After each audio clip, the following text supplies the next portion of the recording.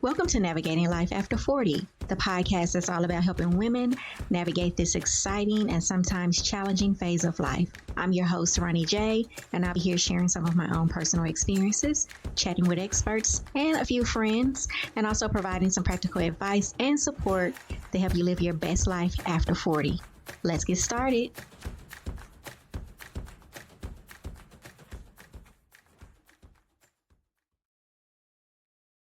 Welcome back, everyone, to another episode of Navigating Life After 40. I am your host, Roni J, and your midlife bestie. I am here today with Jae Washington. Welcome, Jae. Thank you, Queen. I'm very Hey. grateful to be here. Nice. Jae is here. We're going to talk a little bit about this menopause thing. I call it the pause. We're going to talk a lot about that today. We're going to talk about the impact that it has on Black women and their mental health. We'll share a little bit about statistics and things that are out there. And we're just going to have a conversation. So it's going to be kind of like what you guys have heard with the Real Conversation episodes that you have been a part of with myself and one of my friends that came on. And we're just going to be here today, two girlfriends talking about this thing called the pause, because it really does do that. It places you in a pause. Yeah, Climax talked about the men all pausing, but I'm here to tell you that the women all pause at some Yes, point in their life. we pause at some point in our lives. All right. Again, and also this is also tied into some of the previous episodes that you guys have also heard about menopause. We talked about menopause in the workplace. We talked about health and wellness menopause. We've also talked about menopause and thyroid health. And so if you have not heard those episodes, please go back and listen to them. And then you'll understand probably a little bit more about what we're talking about here today. But before we hop in, I always have to give you guys the deets on the glasses because y'all ask me, like, where you get your glasses? These glasses are actually from Vogue Glam. So I will also drop a link to this one in the chat. And if you are looking for something similar, you can also check out Zillow and use my code NAVIGATE for 25% off. All right, you ready to get this popping, Jay? I am so ready. So ready. Nice. All right. So I want to kind of learn a little bit about you and your journey with the pause, the perimenopause, menopause, these two stages of life that women go through at some point. So we'd love to hear more about that from you in terms of what was your journey like? What were some of the first signs and symptoms that you recognized that made you say something is happening here, or really when you found out you were going through the change? Yes. A lot we experience and learn upon reflection. So I believe I was in perimenopause far before it was officially diagnosed to me. And so I was experiencing some issues with fibroids, actually, really heavy periods, some irritability. And I assumed that most of my issues were because of the fibroids. And so I had a partial hysterectomy. So my uterus was removed along with my fallopian tubes, but I kept my ovaries and my cervix. And so during that conversation with my doctor, my then doctor, she talked about because I had kept my ovaries, that I would still have to go through menopause. And I thought, how interesting. I thought, well, my mom didn't hit menopause till in her mid 50s, and I was in my 40s at that time. So I thought, I got plenty of time to work all that out. And post surgery, I still had some lingering symptoms. And I thought, well, how is that possible with my uterus gone? If this was related to periods and heavy periods in my uterus, what's happening in my body? And so that sent me on the journey of doing a little bit more research and exploration. And I solidly landed on perimenopause. And I didn't even know that that was a thing. I thought women went from the period, their childbearing years, directly into menopause. I didn't know that there was a space in between. And so finding out that there were up to 10 years you could sit in this transition space called perimenopause before landing solidly in menopause, I started to see that a lot of the things that I was experiencing in my life brain fog, joint pain, irritability, night sweats, which are different than hot flashes.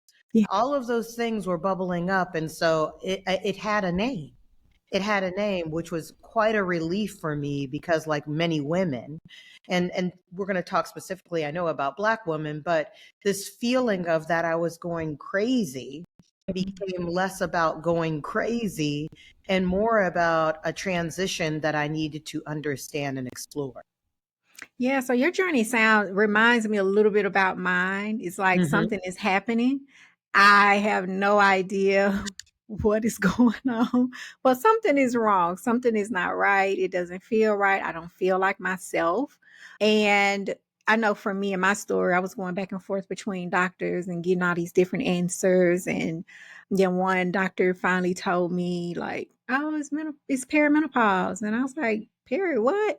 And so like you, it's like you don't hear about perimenopause. You just hear about women going directly into menopause. Yes. And so eventually I found out later, okay, this is what it is, along with some other issues as well that also mimic menopause. And so that's why I mentioned, like, if you have not listened to the previous episodes that I had with some guest experts on menopause, to check those out, because one of the things that a lot of women don't know is make sure that you're asking them to check your lab tests, like check your thyroid and check those things, because those symptoms also mimic menopause. And it's Yeah. crazy that it does, because women don't know this. They don't know what to do. And so I'm hoping, just even with this conversation Yes. today, that Yes. you and I sharing our journeys and then just our experience working in the line of work that we do, that more women will be aware and they will feel like I'm not in this by myself. There's two people who can relate to me.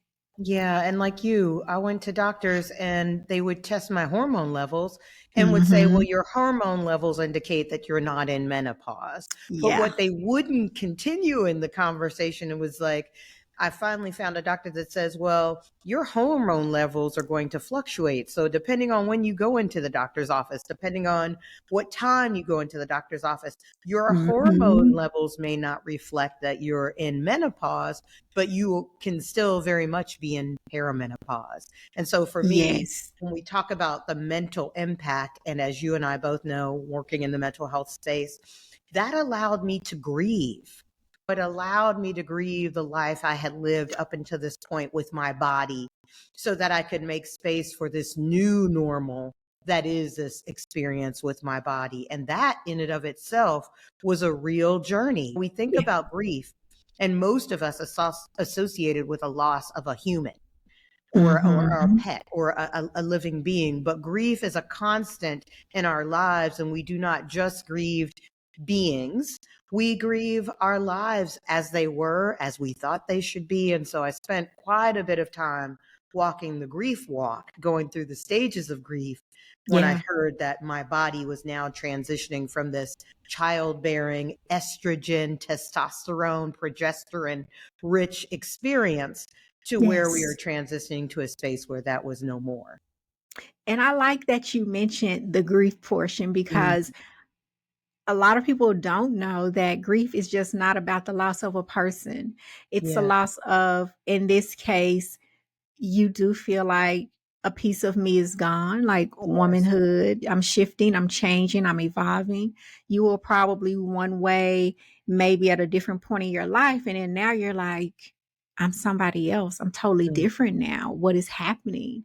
And you might miss that person that you were. And now you're like, oh my God, I'm irritable. I know for me, for me, the irritability was probably the worst. It was the yes, irritability, insomnia, which I still deal with the me insomnia. too. But I always say, you know what? I think I need to go back and apologize to some people, because the irritability, and it's like you okay one minute and the next minute it's like, why did you do that? You snapping and stuff, and you don't know what's happening to Yes, you.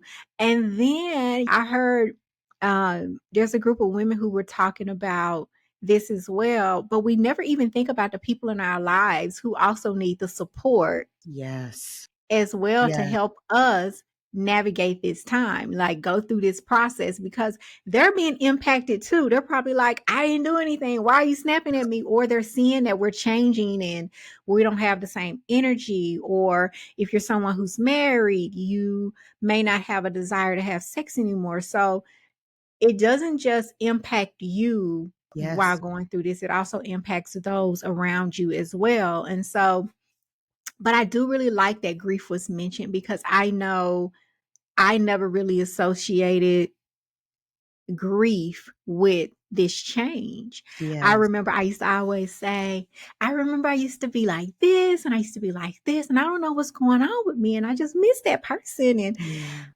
I just, I didn't know. But Yeah. now that you've mentioned the grief, it's a process. Yes. And as I'm sitting here thinking and talking out loud, I'm thinking about how I've navigated my own journey of grief without knowing I Mm. was navigating it, and how I've worked myself up to this point of acceptance, Yes. I should Yeah. say, and accepting that, one, this is a part of life. It's Yes. normal. It doesn't have to define me or who Yeah. I am. And that's just what it is. I'm Yes. like this, ain't nothing I can do about it, but make sure I'm taking care of myself. And yeah, relax, relate, release. That's what I was going to say. Relax, relate, and release it. You think about, I remember watching my mom go through menopause, and just, Mhm. sadly, many of us lump it in this category of like a term we use a little too loosely, like she's just crazy. She's just going crazy, that Yes. she's lost her mind. And working in the mental health and wellness space now, I know that those terms can be pretty hurtful and Mm. misused and derogatory depending on who you're talking to, because there are people who have true mental health issues that don't use that term lightly. And so moving from the one on the side that you're talking about who is impacted by my Yeah. mom having a hot flash or her irritability or her insomnia and how that impacts her day to day, to being that person who can't sleep, who is irritable, who can't remember, who cannot have the level of intimacy or type of intimacy that she had previously, and really digging deep down into the feelings of a loss of some certain level of femininity, a Yeah. loss of sexuality because of things like vaginal and clitoral atrophy. Those are real Mhm. physical conditions that can result from perimenopause and menopause. And so, like, the secrecy or the hush conversations or the taboo around those topics can be really harmful in communities, specifically Black communities. When you asked me to join this podcast, I started looking up some statistics after hearing from many of your previous guests, and like thinking about the age onset, that Black women are 4 to 8 months earlier into going through menopause than white women, that our Yeah. symptoms are usually more severe, that we're less likely to seek treatment, like hormone therapy treatment and things of that Yeah. nature, and that many of us suffer in silence from depression and metabolic syndrome, diabetes, and hypertension, all because we get in our own heads around menopause and our bodies and who we are as Black women. Society and culture historically have over sexualized us, and we've drank the Kool-Aid. We drank the Yeah. Kool-Aid. So Yes, we so much of did. our identity is in our genitals, which is, Mhm. say that and out loud and it sounds crazy, and yet it is a real reality for Yeah. many of us. So that grief process that we're talking about also led me to grieving this idea of who I am in relation to my organs, to my reproductive organs and my sexuality and intimacy. And it was a beautiful journey, if I have to say that. It was a beautiful journey of knowing that I am more than my body parts. Yes, I love that. Let me ask you this, because I know we're touching on grief a little bit. And before we dive further into the mental health aspect of Yes. this, how did you navigate your grief journey? I'm curious to know, what did you do as you went through this process and you Mhm. worked your way up to, I'm going to guess, acceptance? How Yes. did you go Yes. through that time? Education is the salve. that soothes the wound. And so for me, educating myself so that I could advocate for myself, I would not allow myself to be dismissed in medical settings, which often Black faces are. We are different in a lot of ways. Symptoms show up differently. Timing is different for us, but also the lack of support and resources can be a real reality for Black faces and spaces. So Mhm. education for me helped me go through this grieving process, talking to other women who weren't afraid to talk about it, who were very open about things like vaginal and pleural atrophy. Like that is the shrinking and the thinning of tissue and organs. And so to understand that those are real things, and also talking to medical professionals who saw me, and held space with me and was willing to answer my questions, even if I called 1,000 times about them, and be Mhm. able to provide me resources that weren't just hormone replacement therapy. Because in the beginning, I saw that as a real negative. In my community, that was talked about in a negative way. And so Yeah. finding holistic alternatives, non-hormonal options were a part of that grieving process that led me to acceptance. Yeah. Thank you for sharing that, because I think for me, I was just like, did I go through the grieving process? But as I was talking about it out loud a Mm. little bit ago, I realized, okay, you did. You just didn't know that that's what you were going through. And it was Yes. definitely a process. Because I even remember just going through that bargaining phase, and I was just Mm. like, oh my God, can I just go back to the way things were Mm. prior? And I remember telling an ex at the time, I used to tell him, I'm usually not like this. I don't know what's wrong Yeah. with me. And going to the doctor, and I feel bad because I'm like, I told him once, this was maybe a few months ago because we're not together anymore, but we still talk Yes. from time to time. Yes. I was like, I don't feel like you got the best parts of me, Mm. because I was going through all of this and didn't know what I was going through. Yes. Even though he encouraged me during our relationship to go to the doctor, which I did, and I asked Yes. questions, but I was not getting any answers. Yes. And it was just like, oh, everything's okay. No problems, no this, no that. And I'm just like, something is wrong with me. Yes. And I remember Yes. going to this one doctor who told me, and I had a list of questions because he even helped me write the questions. He's like, you need to ask this and this and this. And I remember this doctor told me, I don't have time to answer your questions. And I said, well, why are you here? Because I pay you. Yes. And knowing that you can say that. So many of us see doctors as the authority, and so we take Yes. their word as the Bible, but they're Yes. not. They're not. And that's where it comes in, that advocating for yourself and what you Yes. need really comes in. And I know that's a challenge for a lot of women to really Yes. speak up and advocate for themselves, because you really don't know, like, what should I be asking for? One, you should be asking for better treatment, but it's like, what kind of test should I be asking for? Yes. And that's why I had the experts come in and say, hey, these are the things you should be asking for. And I was taking notes the entire time, even though I was talking to them. I'm Mm. like, I'm taking notes too. Yes. So women, we have to know when we're going here and we're saying we have this symptom and that symptom, what could it mean? Because even mental health wise, I mean, and I know we Yes. can jump into that piece too. Even mental health wise, we often hear some of the most common mental health diagnoses are depression and Yes. anxiety. And what a lot of women don't know is that those symptoms actually appear when you're going through this phase of life. You Yes. experience anxiety. Like, I never have experienced as much anxiety ever Yes. until I started going through perimenopause. Yep. And I was like, what is this? Like, I don't get anxious like this. I don't have these bad nerves. And I know I come from two parents who are worriers. They worry about everything.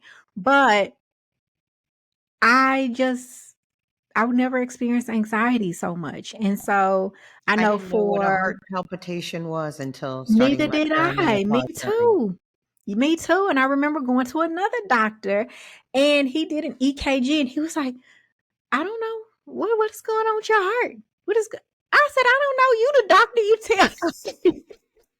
'Cause at this point, I'm Mm. frustrated. Something is Yes, happening. And yes, so I didn't know. Like you, yes, I had no clue that heart palpitations were a part of this journey. I yes, did not know. yes, Now I do know. And so sometimes when I feel them, I remind myself, take a deep breath, breathe, do some box breathing. For those of you who may not know what box breathing is, you can do either 4-4-4 or 4-7-8. You can breathe in, hold it for 4, and then blow it out for 4. So that's one, or you can do the same thing with a 4-7-8. mm, But I have to do that sometimes, even in meetings. Like yes, something is wrong with me. I remember getting promoted to this management position, and I would be mid conversation, and I would just go blank. And I yep. say, "Well, something is wrong. I Oh feel my so gosh. stupid. I just feel so Yes. stupid." I was like, I know this stuff and I know what I want to ask. Why am I doing this?" But I had no Yeah. clue that that was a sign of it. Yes. Yes.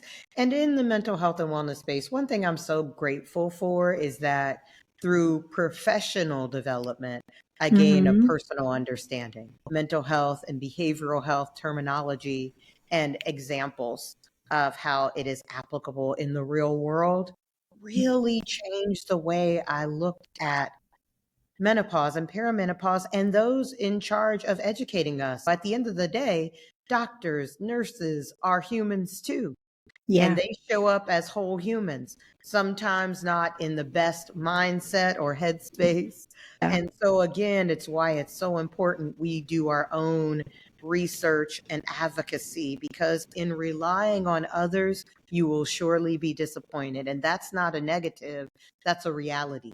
And so, the Yeah. best way to be prepared and to be ready is to be ready. So, educate yourself. Yes, So I I did a definitely deep agree. dive into the physical because that was the thing that concerned me the most. I knew about hot flashes. I knew a little bit about like Mhm. hot night sweats are just extensions of hot flashes. So to me, I could make sense of that. But again, the physical changes, the atrophy, the joint pain, like the physical pain Yeah. that is also a part that we so readily chalk up to getting older has a real relationship and correlation to a loss of estrogen, progesterone, and testosterone. And I like that you brought up atrophy. I'm curious to know, like, how did that impact like your relationships and things like that? Because I know it had an impact on you, Yes. but how did that impact your relationships? How did that impact your relationships? I Yeah. ain't gonna, I'll Well, let you share. Well, first of all, there becomes this atrophy again as this thinning or Mhm. shrinking of tissue. And so the physical reaction, and we think that you only become aware of it through intimacy, and that's not true. Literally, there becomes this irritation and dryness where Mhm. that you experience it when walking or, going to the bathroom or anyways, there's a level of uncomfortableness that something is amiss. Yeah. And so it can be psychologically impactful because you may gravitate to something towards like, do I have a disease? Like I've Yeah. been clear but like what's going on with my partner? So if you're Yeah. not clear about what's happening, you can create real tension within your relationships. Also, atrophy can cause physical changes. And so you worry about someone seeing the shame of atrophy. And so that can create a real mental burden on you. There is pain during intimacy. So then that creates a burden because you either Yeah. no longer want intimacy in that way. But for me, it pushed me to explore what intimacy is. And it's so much Mhm. more than just physical penetration. Like intimacy Yeah. starts with the mind, like so much in our lives Mhm. starts with the mind and meets in the body. And so for me, it was being clear that there are many forms of intimacy, that if you are not interested in seeking various types of treatment, that you may explore intimacy in other ways. And so for me, it was like being clear about what I was willing to do, what I was not willing to do. And once being clear about those things, navigating what the new norm of intimacy will look like. Yeah, I like that. Did the doctors like, is there something that they gave you for the atrophy Oh, yeah, or? yeah. Okay. There Okay. are many things you can do. There are hormone replacements, there are Mhm. compounds, there are non-hormonal treatments. So there are over-the-counter creams. Some people say increase your soy. I mean, like there are hundreds of ways that you can explore getting in your body some of the things that you're missing. For me, we started off with very non-pharmaceutical related options. And Yeah. they worked for a while. I am not currently in a relationship. And so for me, there is not a real immediate need. But I went Mhm. to my doctor very recently and was like, now I'm curious because I don't want to find myself meeting someone, having a connection with that person, wanting to go to the next level, but be stuck in my head about what that experience is going to look like because I'm not Yeah. prepared. And so now we're Like, is having it gonna conversations. work? Yeah, Do like, it well, still I work know it down works, there? but is it going to be fun? You It's know, gonna be fun. Yeah. it doesn't go away. What we have will be there forever. But will it work in the way I want Yeah. it to, in Where the you want. way that I am accustomed to where it is enjoyable for both of us? Yes. Yes. Yeah, That's yeah, fair. That's fair. I'm over yeah. here thinking like, "Ooh, will it work? Do it work?" Well, Like, when that's in it. some ways you do think that because will it work as it has? Yeah. One of the reasons I knew that things were amiss because it wasn't working as it had. But Mhm. also knowing that there are ways to get you back to center if that's what you consider center to be. Okay. Okay. That makes sense. And I'm glad you shared that and really broke that down because I don't think a lot of women share that or they talk Yeah, about it or they yeah, really understand what it is. Or it might not even be a symptom of theirs because here's the thing, every woman does not go through yes, this have the same yes. symptoms. And I think that's another thing that we have to, as women, we have to get out of. I know I was having a conversation with my aunt and my cousin. All of us are around the same age. I Hmm. don't know why my mom and my grandmother were having kids at the same time. But That's another show. That's another show. we were talking and they were like, I don't understand how you having this and I'm a year Mm, older than you and I don't have this going on. And I said, but how do you know? mm, Because every woman is different. You may not yes, be having the hot flashes or the night sweats. You could be experiencing something else. You could be yes, experiencing frozen shoulder, which that was yeah, something that was new to me when I talked to one of the experts on mm, another episode was frozen shoulder. And I was like, what in the world? And then I started hearing other women talk about yeah, how they experience frozen shoulder. It could be other joint pain. It could be insomnia. I was naming all of these different things. And it was like, oh, well, I have some of that. I said, but you never know. That could yes, be it. I said, or yes, it may not be your time yet. And if it's not your exactly. time, enjoy that because it is not I know for me, it wasn't a fun process until I did my research Yes. and I made the changes necessary to be able to manage it. And I had someone else, there was a lady that I managed my day job. And I remember being in a one-to-one and I was having the worst hot flash Mm, ever. And I had to turn on the fan. And I was like, I'm so sorry, I gotta turn the fan on. I'm gonna have to cut the camera off for a minute because I'm hot. Thankfully, it was a woman and yes. she understood. And so she shared with me about her experience. And she said, you know what? She said, I had that experience one time. And I said, once? I have them all the time. Why you have it once? This is the And third so one this week. yeah. And so she told me that she changed her diet. She said, I went vegan. Mm, I said, well, I don't know if I can go 100% vegan. I said, but I can do maybe a 80-20, 70-30 type of deal. yeah. And so when I started changing certain foods in my diet, I noticed that they became less and less, and a lot of my problems became less and less Mm, when I started changing what I was consuming. yeah. So I do know, like, as much as I love hot food, I have to like limit how much I eat hot Like food, or I try spicy to stuff? just Like spicy spicy food? style. Okay. Yeah, because that can trigger Mm, hot flashes. right. And so yeah, that processed foods, all of that. So I started really cutting a lot of that out. Mm, And I noticed a difference, even with the brain fog. I know as we're sitting here now, I'm drinking mushroom coffee. nice. And I'm not a big coffee drinker, but this is the only one that I drink because it helps with brain fog.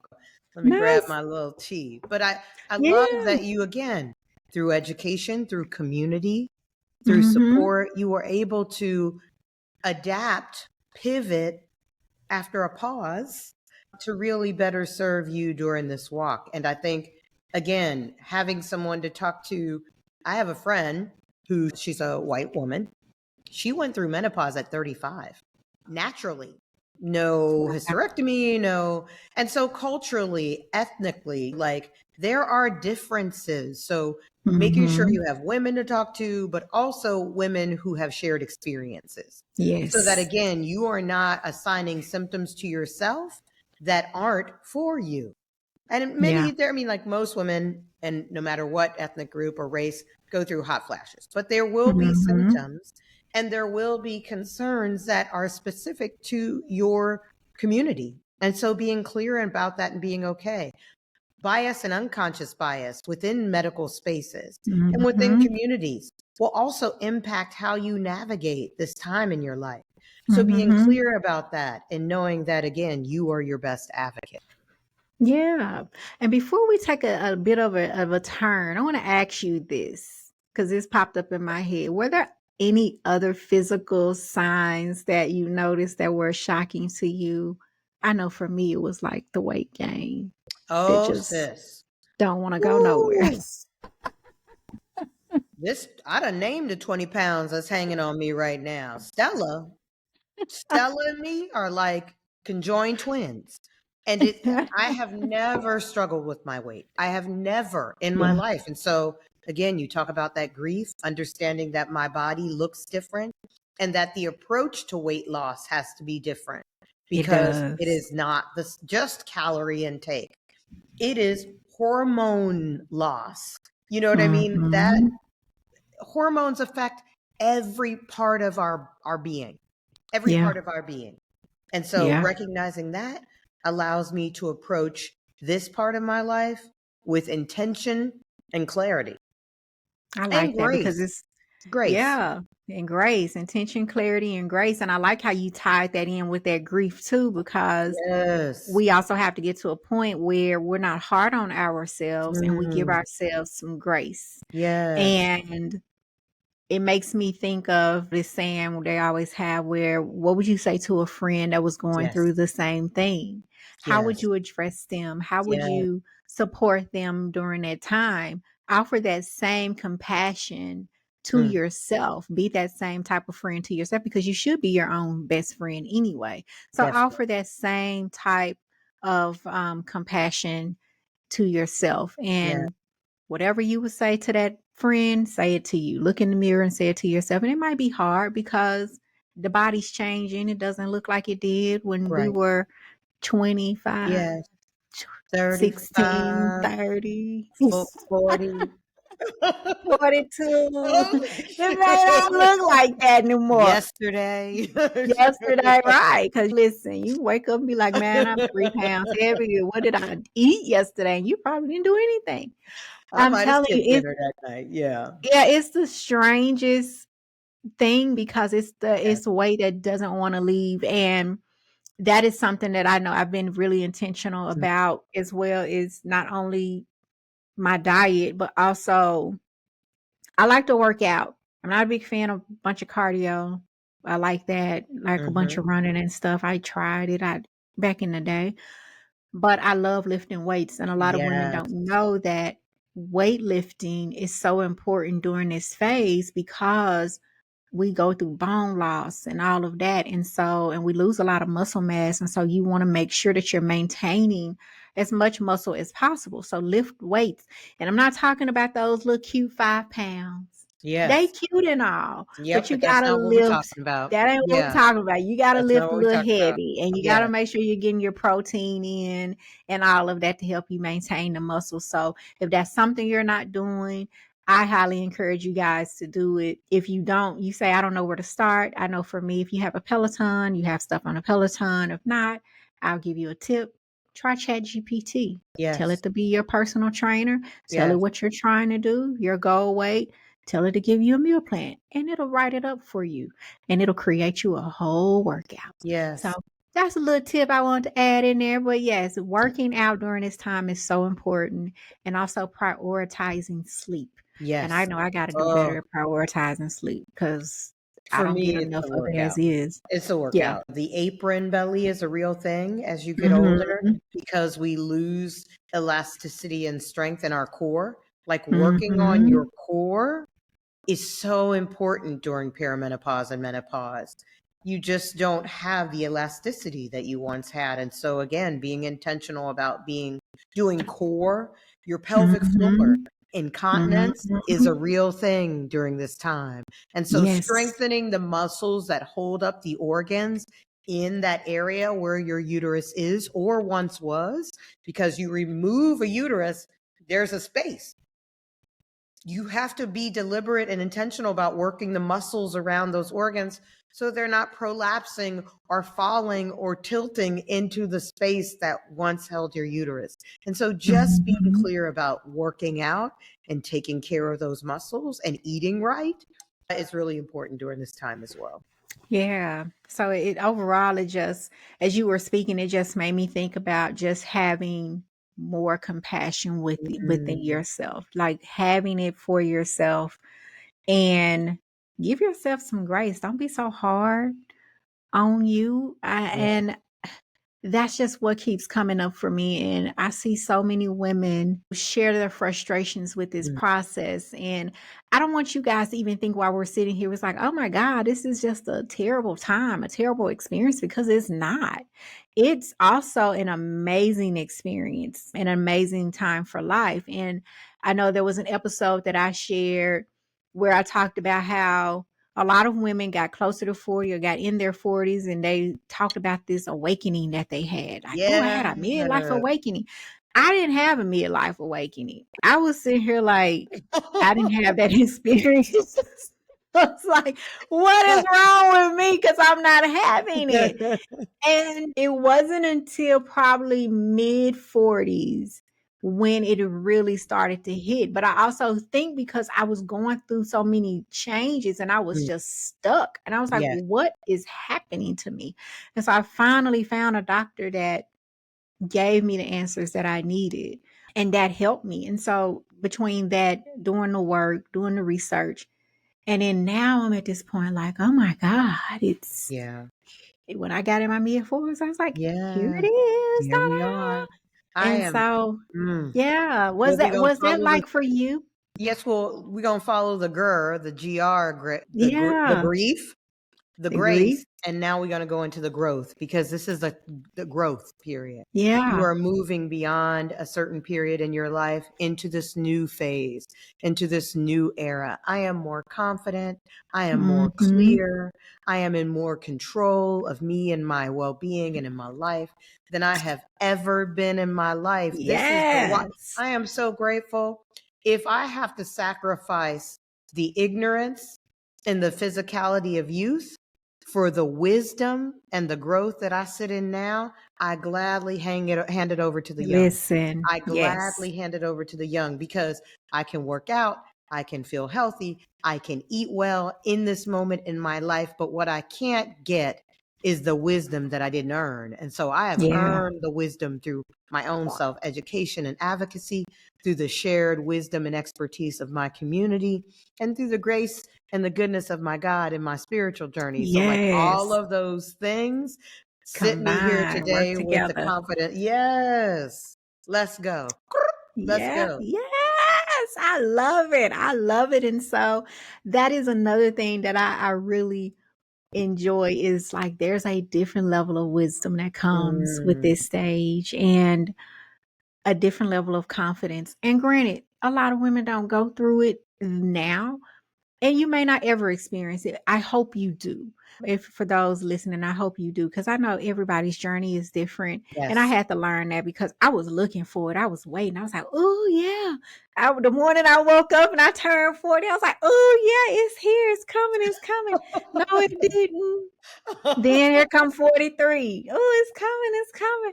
No, it didn't. Yeah. Yeah. So some point during the 45, year of 45, it like, oh, okay. And Yes. so then when people are bringing things to me and they're coming to me for stuff, which they always was doing anyway, I Yeah. don't know why, but it's like there's a different level of Mm. just wisdom and Yeah. grace that I even have with myself. Yes. Even on those days, sometimes when it's tough, Yeah. it's I've been learning to have this compassion with me Yes. Yes. and not being hard on myself. Like when I was in my 30s and my 20s, I would be really hard on myself. But Yes. now that I am in my 40s and I'm past the 45 mark, I've just learned this different level of Yes. compassion to have with myself. Yes. And you'll know this because of the profession you're in and the industry that we're in.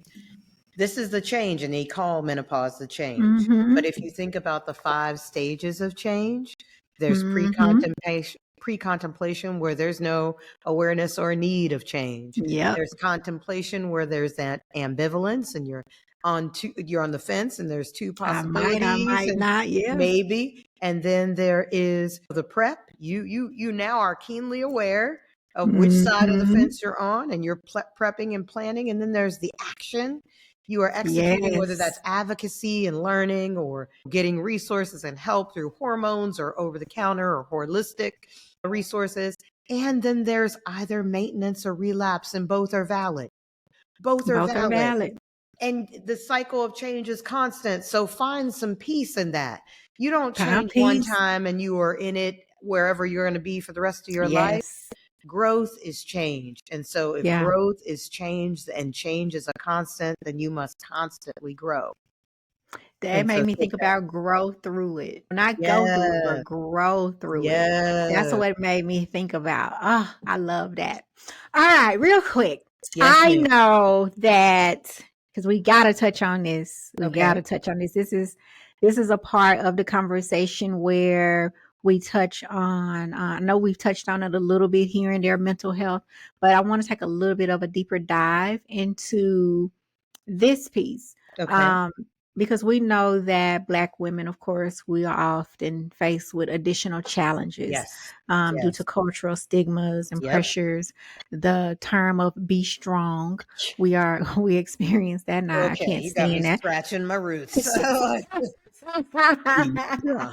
So I'm curious to learn from you. Like, what are your thoughts on that? Like, how do you balance the expectations of your own personal needs during this time? Like what worked for you and what advice would you give to the Black women Mm. who are listening to this episode? I know that we have women of all different races or Yes. whatnot that listen Yes. to this episode, but I really want to touch on this in particular, particularly with us being two Black women having this Yes. conversation. And we know that there is a lot of stigma there is associated with this, Mm-hmm. associated with getting help. There's also a lack of resources, lack of things Yeah. that we experience. Yeah. And there's also a lack of education. Yep. And again, as I mentioned earlier, depression and anxiety are two of the most commonly diagnosed diagnoses out there. And so if more women were educated, more Yes. Black women were educated, Yes. I'm gonna let you talk because Well, I could go on and well, on I about love this that topic. because also there are real socioeconomic barriers as well that limit education, limit resources, Mhm. limit awareness, limit understanding. And so for me, vulnerability is a core strength. We talk about being strong, we talk about being able to carry all of this. And so part of the strength of this process is being vulnerable, being able to say, I can't, being able to put Yeah. it down. being able to put Mhm. stuff down, being able to understand that you are the only thing you can control and to release Yeah. everything else with appreciation and gratitude. Mhm. Because I think once you understand that you were never meant to carry it all, you were never meant to carry it all. Whether Yeah. you're a spiritual person or a science person, I lean into both, that Mhm. you have community to help carry it with you. You have your higher power, whatever you refer to that as, to carry it with you. You have the ability to let go of the things that no longer serve you. And so you do not have to be strong all the time. And it is quite often encouraged that you're not, because Yes. there is lessons in vulnerability. There's Yes. grace in being submissive, or even, I like that word submissive, and you don't have to submit to just anybody, but there is a time and a place where submission plays a Yes. real role in your growth and development. And so I Yes. highly encourage all of your listeners and viewers to explore how submission can serve you in this journey.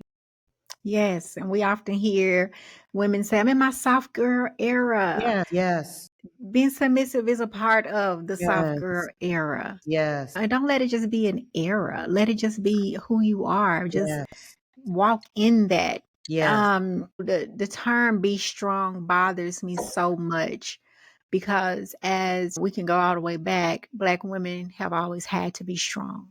We yes, didn't have a choice. yes, And now we see so much out there now that's encouraging us to put that down, to yes, take that shield off yes, and to stop feeling like we have to wear this, like we're in battle all the time, yeah. because it does feel like that sometimes because we're hit at every angle. We have to be ready for whatever, But the whether it's in the armor is heavy. workplace. The It's armor is heavy. heavy. It's heavy and you got to take it off. And you have to lean Mm, on other people. You got to lean on other people. You got to trust somebody else to help you carry it because you can't carry it by yourself. right. And it made me think when you were talking, I know you mentioned community.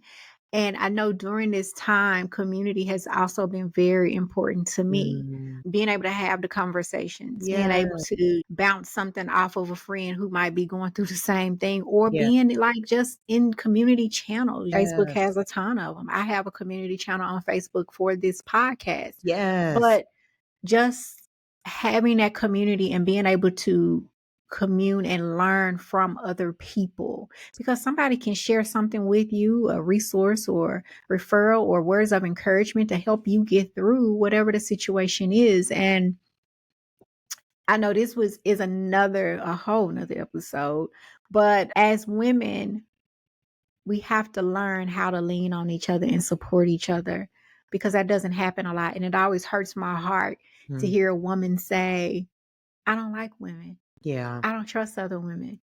It always hurts my heart to hear that because one, I mean, I'm not gonna go into the therapy hat, but go on the that's, therapy hat.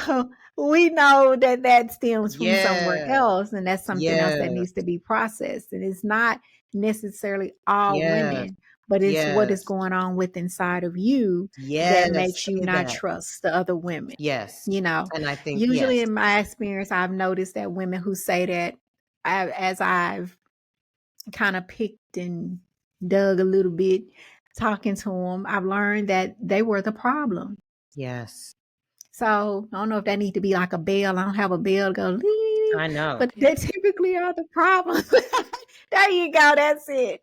They typically are the problem. So if that is something that you struggle with creating relationships with other women, I encourage you to process that with a Yes, therapist well, so that you can get what you need so that you can having friendships is great. I love having a group of girlfriends that I can chat with and we can go out and we can do that. But especially during this time of life, it is so valuable to have those spaces.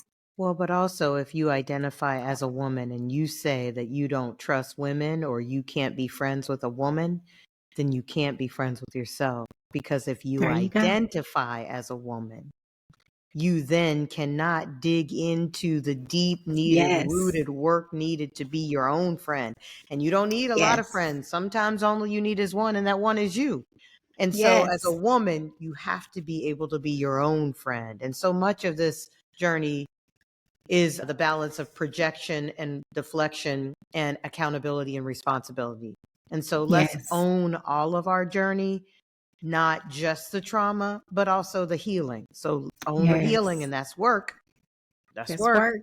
You got to grow through it. Yes, you do. That's work. Yes, you I do. love that. I love it. All right. We've talked about a Oh my ton goodness. of stuff Yes. today, and I really enjoyed this conversation with you.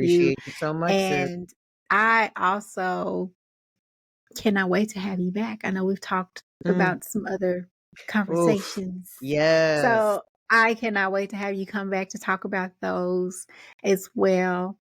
But before we wrap up here, if you could offer one piece of advice to women going through this phase, what would it be? Trust yourself. I love Know that. thyself and trust thyself. Know when you're effing up. Know Mhm. when you're in need of grace. Know when you see truth, and even when others deny it to be true, that your truth is your truth.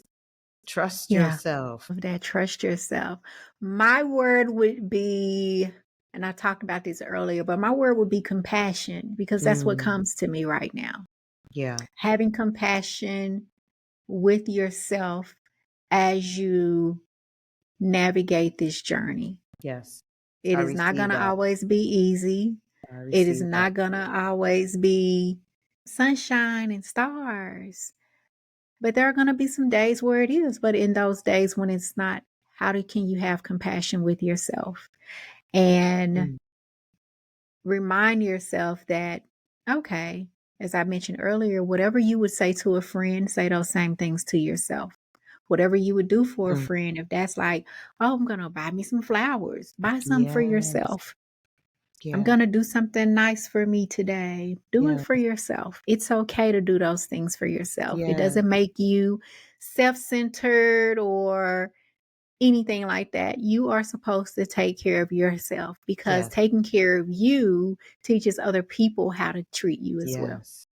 And if you So take that would care be of my you, word. you can take care of the communities you serve. So Exactly. yeah. Exactly. And of course, we talked a lot about community today, community of women. And that's another thing. How you take care of yourself, you could also take care of those other women around you too.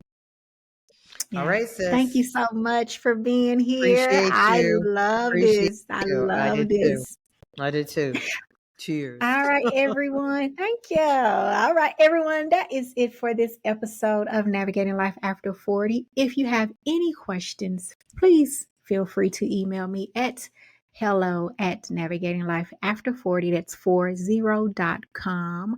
Also, please like, subscribe, and share this episode, because that is how we are able to reach more women just like you. We're able to have these conversations, and also it helps us rank in the charts on Apple and Spotify so that more people can find us. So thank you so much for being here again, Jay, and thank you guys for listening.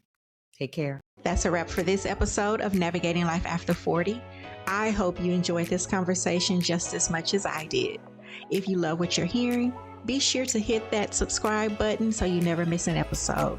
And if you're feeling generous, leave me a review on your favorite podcast platform. This helps me to reach more amazing women like yourself who are trying to navigate this amazing life. Thanks for tuning in, and until next time, keep living your best life.